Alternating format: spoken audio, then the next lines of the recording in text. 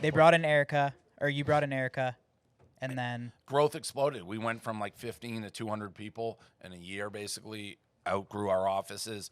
Everything just grew really fast. And then the gambling legislation passed, and that's 2020 basically, and we got valued at $450 million to sell the rest of it. So basically, Chernin sold 36% at that time to Penn. With the rest, they take it in a year. We fucked up. Like, we set the market almost like in sports, where the first contract, and you look back, it's like, oh man. But you fucked up on the first one? No, with Penn. Like, if we sold now, we'd be like we could have sold for billions based on like the gambling market, like how much these people are getting. Like McAfee signed with FanDuel, I think a 3-year, like $120 million deal.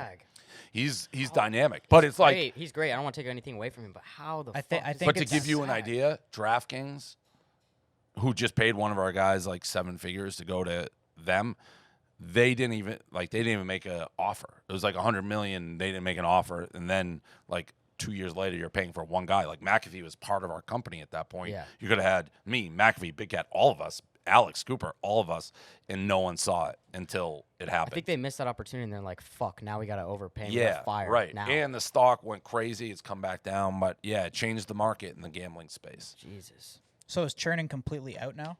No, they still own it. They own it, but for all intensive purposes, yes. But on paper, for another year. Like, Penn already came forward and said, in the original contract, there was numbers that were set, and it all, like, if you do this, that, you can only go this high, this low. And Penn already said, okay, we're going to buy it at the high point when we're eligible, all 100% of the company. So they very publicly said that. What was that deal like for you when Penn sold? Are you allowed to say?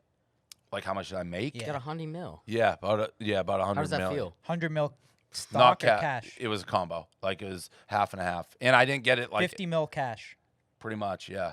How does that feel? It wasn't all at once. It's like, but it's guaranteed.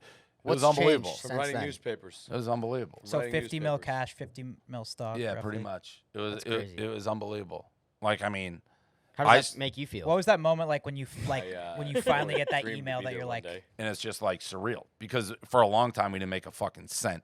Like, it was probably 8 years before it's like, maybe I can do this full time. And now it's like, there's always different elements. I don't know how people run out of money. It's like, I can do whatever. I just never have to worry. It's nuts. and you never know with those type of deals, like if it's gonna get done until I know. it's done. Like, I wouldn't tell anybody Yeah. because it's like something's going to course. happen. It's not going to make it, whatever. But it was done.